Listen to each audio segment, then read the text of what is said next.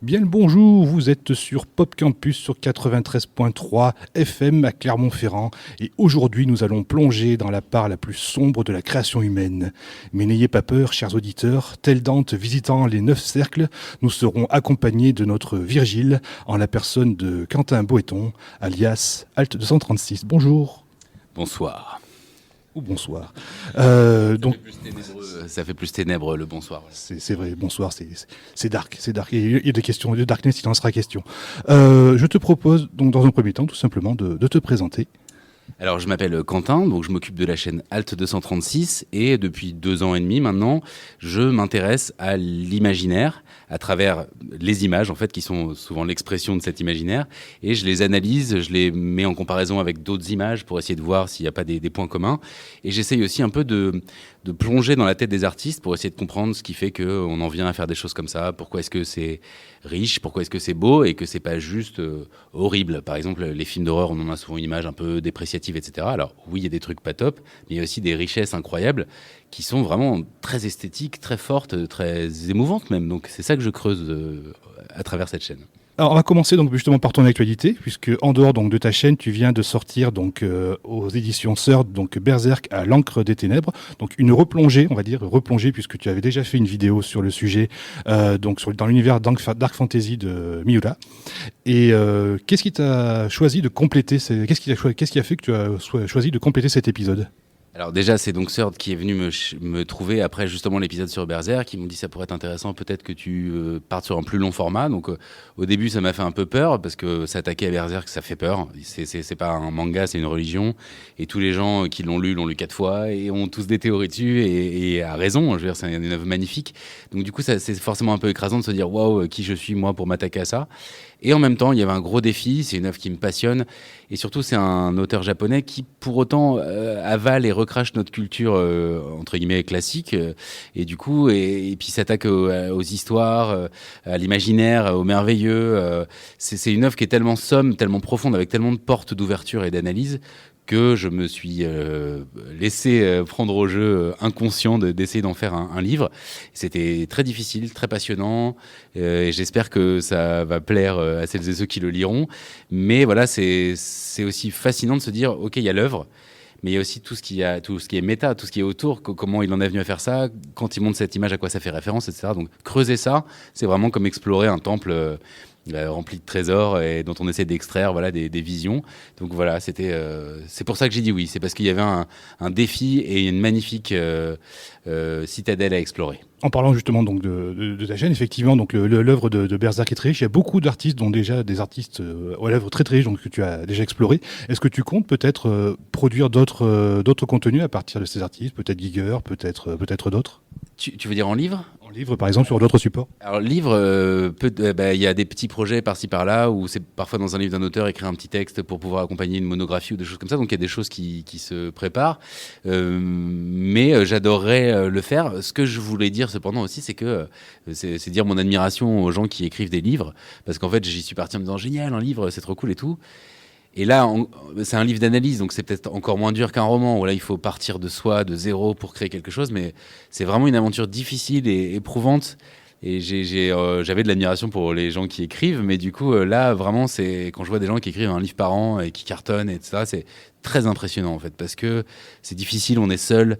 Donc voilà, si je me relançais dans un livre ou dans quelque chose d'analytique comme ça, il faudrait que ce soit quelque chose qui me passionne. Parce que si on n'est pas passionné par ce truc-là, ça peut vite être très très dur, je pense. C'est quasiment impossible. Ou alors, oui, on se retrouve à faire quelque chose dans lequel on se retrouve pas, ce qui est encore pire, je pense.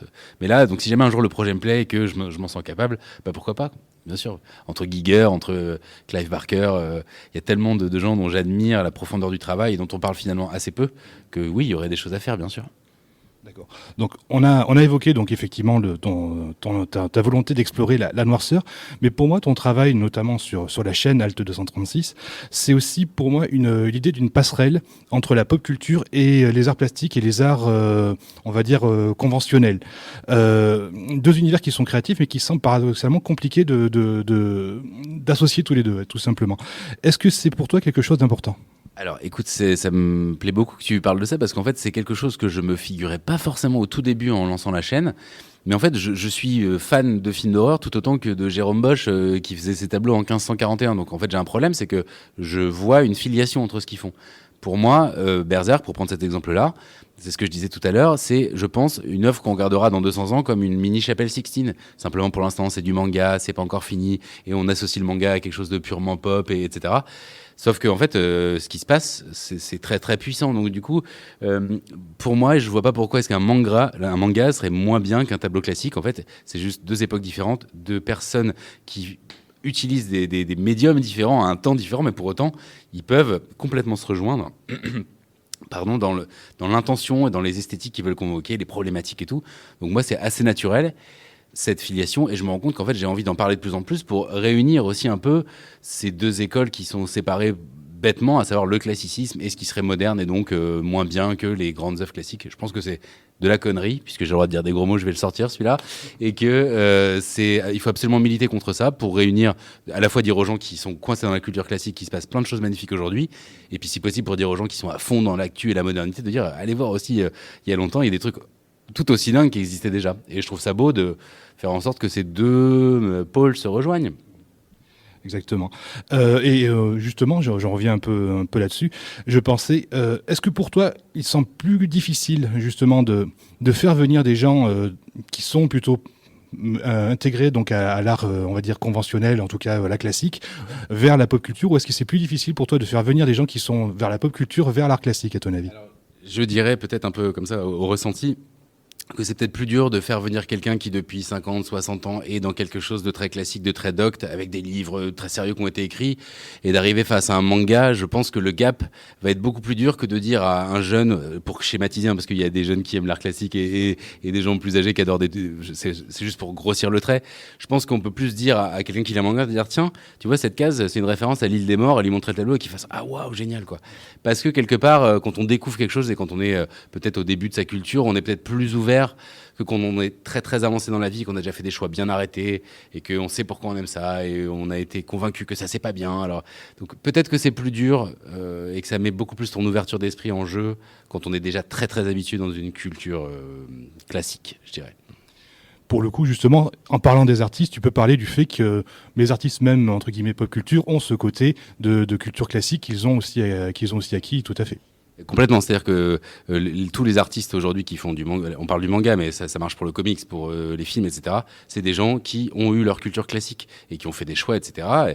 Mais je ne crois pas en un artiste aujourd'hui qui sortirait de nulle part, qui aurait rien lu, rien vu, etc. Évidemment qu'on est la somme des milliards de choses qui nous ont traversées. Alors on en garde des choses ou pas, mais je vois ces gens-là plutôt comme des passeurs, des gens qui justement, sans te dire tiens, je vais te montrer un tableau du Caravage, il arrive à te mettre Judith décapitant Holoferne dans une case et c'est là et ça te permet, si tu cherches, d'aller creuser vers ça et d'avoir des émotions, de te dire tiens, finalement ça traverse les siècles ces choses et moi je vois une vraie beauté là-dedans et c'est aussi pour ça que je traque un peu ces clins d'œil en fait, parce que tu dis tiens, ce mangaka là, il a vu les tableaux de Bosch quoi. Et voilà. Et d'ailleurs, Miura, pour parler de lui, a fait une double page sur un tableau des enfers de Jérôme Bosch. Moi, j'étais fou quand j'ai vu ça, quoi. Parce que ça veut dire beaucoup plus que oh, j'ai bien aimé cette image, je la refais. C'est toi, jeune public qui lit des mangas, je te mets Bosch devant les yeux en le redessinant même. Et puis même, c'est émouvant. C'est voilà, c'est le principe vraiment d'appropriation et de déterritorialisation cher à Deleuze. Déjà, et puis ce qu'il y a de beau aussi là-dedans, c'est que dans l'appropriation, il peut y avoir toujours un peu le côté un peu vol, alors que là, chez Miura, on comprend que c'est le côté... en fait, il utilise cette image pour mettre un de ses ennemis, pour montrer dans son habitat naturel. Et je trouve ça dingue de dire, cette personne terrifiante, elle vit dans un tableau de Bosch, quoi. Ça veut dire qu'il a voulu ramener tout l'imaginaire de Bosch, toute la puissance de cet imaginaire et de ces visuels, pour leur donner le côté démoniaque de son personnage. Et je trouve que c'est à la fois très osé et très original. Et c'est magnifique. Enfin, moi, c'est, je crois, une de mes doubles pages préférées du manga. Alors même que c'est pas de lui, mais parce que justement, il a créé ce mélange d'un personnage à lui au milieu de quelque chose qu'il adore. Et je trouve ça très émouvant, en fait. D'accord. On va en revenir justement un peu aussi à tes vidéos.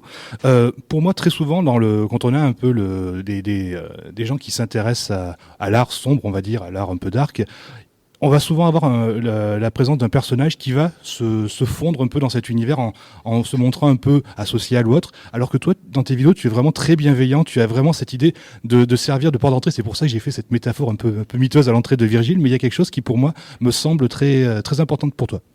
Complètement. Et alors, pareil, je me le figurais pas forcément. Je me suis pas dit, tiens, je vais faire des vidéos. Mais en fait, j'ai toujours eu à cœur, quand je fais une vidéo, et c'est pas facile, de dire, je veux parler autant à la personne qui a lu le truc 15 fois et qui va voir si je dis une connerie, que à la personne qui a vu une belle miniature et qui dit, tiens, c'est beau, c'est quoi? Et je veux parler à des personnes-là. Donc ça suppose forcément d'avoir la bienveillance de dire, je pars du principe que les gens qui vont écouter savent pas forcément de quoi je parle et je vais essayer de l'amener de façon belle, pratique, originale, enfin quelque chose qui soit efficace. Et surtout, la bienveillance, elle vient du fait que ce serait facile avec ce genre de truc de dire hey, je vais vous en mettre plein la tronche, vous allez voir des trucs horribles et de jouer un peu le côté un peu putaclic. Et moi au contraire, je veux juste dire... si vous passez votre premier a priori de c'est horrible et qu'est-ce que c'est que ce truc sanguinolent et dégueulasse, en fait, si tu vas plus loin, tu peux y voir énormément de beauté, de force, de puissance. Donc c'est un peu l'idée, donnez-moi la main, nous allons en enfer et le voyage vaudra le coup, quoi. Mais cette bienveillance, elle est importante parce que je veux être là pour montrer qu'il y a une douceur et une beauté dans ces choses qui sont bêtement souvent cantonnées à de la négativité, en fait, puisque qu'est-ce que t'aimes des trucs glauques comme ça, c'est ce qu'on va te dire souvent, alors que quand tu t'y connais, c'est pas glauque, c'est fantastique. C'est différent. Tout à fait. Et justement, ça me fait penser aussi donc à une chose qui est très importante, c'est que pour moi, il y a des œuvres qui, quand on commence à explorer un peu cet univers, qui vont servir de porte d'entrée. Ça ne sera pas forcément la même pour chacun, mais qui va faire résonner quelque chose en nous et qui va nous emmener vers justement cette exploration des univers sombres. Et quelle a été justement, toi, ta porte d'entrée dans cet univers ? Écoute, ma porte d'entrée, elle est arrivée quand je m'en rendais pas compte que j'allais faire ça un jour. C'est arrivé à 12 ans. Et en fait, mes parents allaient voir Hiver 54 avec Lambert Wilson. Et j'étais trop jeune, ça avait l'air vraiment plombant et tout. Et je leur ai dit, s'il vous plaît, laissez-moi aller voir ce film à côté. Donc, ils n'ont pas trop calculé. Et c'est comme ça que je me suis retrouvé tout seul au milieu du ciné en Normandie à voir Ghostbusters 2 à 12 ans. Et ce qui est beau dans cette histoire, c'est qu'en plus, c'est l'histoire d'un tableau maudit qui possède l'âme d'un ancien, un peu d'un Vlad Tepes, pardon. Et du coup, avec les années, je me suis dit, c'est dingue, cette première émotion cinématographique. Il y avait le slime, une tête coupée dans le métro, un tableau possédé qui contrôle l'esprit de... Enfin, c'était des choses tellement riches. Et en fait, avec des années, je me suis dit, mais c'est dingue, ce film, c'est aussi ce que je fais aujourd'hui, c'est de analyser l'horreur et les tableaux, essayer d'y voir. Donc voilà, ça a été, je pense, enfant, la première chose que j'ai vécu de pleine face, sans me rendre compte que c'était une porte d'entrée. Et après, ça a été plutôt à 16 ans, quand là, j'ai fait les choix, ça a été Massacre à la tronçonneuse, où ça a été un espèce d'interrupteur. J'ai fait, OK, qu'est-ce que c'est que ce truc horrible? Et soit on laisse tomber l'horreur, soit on va plus loin. Et ben, j'ai décidé d'aller plus loin, et là, j'ai découvert les zombies, Romero. Et après, on tire le fil, tout vient, si tu veux, comme tu dis, quoi. Tout est lié de toute façon. Exactement. En dehors de ton travail de vidéaste, tu as aussi un travail de monteur sur un film assez culte et qui pour le coup aussi est une exploration de l'horreur humaine, c'est le moins qu'on puisse dire. Est-ce que tu peux nous parler un peu de cette expérience? Donc, il s'agit de Sergueï Prakov. Voilà, alors Sergueï Prakov, c'est un film qui avait été fait par un ami aux Beaux-Arts. On était ensemble aux Beaux-Arts et donc du coup, lui, il est réal dessus, il avait écrit. C'est donc Raphaël Cherkassky et on était très potes et donc on a vraiment bossé sur le film ensemble. Moi, j'ai fait le montage, j'ai choisi les musiques et tout. C'est vraiment un projet que j'ai essayé de l'aider au maximum à porter. Et c'était le travail de fin d'études aux Beaux-Arts. Donc, il l'a présenté à son diplôme et moi, j'ai présenté mon diplôme comme j'ai pu à ce moment-là. Mais du coup, c'était une aventure dingue. C'est un found footage, entre guillemets. Donc, c'est un faux documentaire sur quelqu'un dont on aurait retrouvé les cassettes vidéo d'un journal qu'il aurait filmé. Et c'est une descente aux enfers d'un simili-Borat, si tu veux, qui arrive à Paris pour découvrir l'Europe et le rêve européen, savoir s'il y a un rêve européen comme il y a un rêve américain, sauf que il va perdre son argent, ses moyens, sa dignité et sa santé mentale pour finir dans c'est arrivé près de chez vous, hein. Donc voilà. On avait comme nom de travail pour le film, c'était J'irai dormir près de chez vous. C'était un mélange entre Antoine de Maximi et Boulevard, c'était pas mal. C'est sale. Mais on arrive déjà à la fin, donc malheureusement, j'ai presque envie de personne. On pourrait vraiment faire des interviews d'1 heure quasiment avec toi. Il nous reste donc une petite minute, et cette petite minute, je te la laisse pour nous parler d'un de tes coups de cœur, d'une de tes envies, quelque chose qui te semble important. Eh écoute, récemment, j'ai fait une vidéo sur Zdzisław Beksiński, j'essaie de le dire en polonais, voilà, qui est un peintre assez peu connu. Alors, il est connu par les gens qui s'intéressent un peu à l'art sombre, etc. Mais du coup, c'est vraiment quelqu'un pour qui j'ai eu une émotion et voilà, j'ai eu une rencontre avec lui. Je connaissais une cinquantaine de ses tableaux et à la fin de mes recherches pour l'épisode, j'étais à près de 700 images de lui. Donc, j'ai vraiment fouillé Internet entièrement pour trouver tout de lui. Et c'est quelqu'un dont il y a peu d'infos. Il a un petit musée au fin fond de la Pologne et tout, alors que c'est, je pense, un des plus grands artistes du XXe siècle. Donc, si je peux vous inviter à aller le voir, son nom de famille, c'est Beksinski, Beksinski.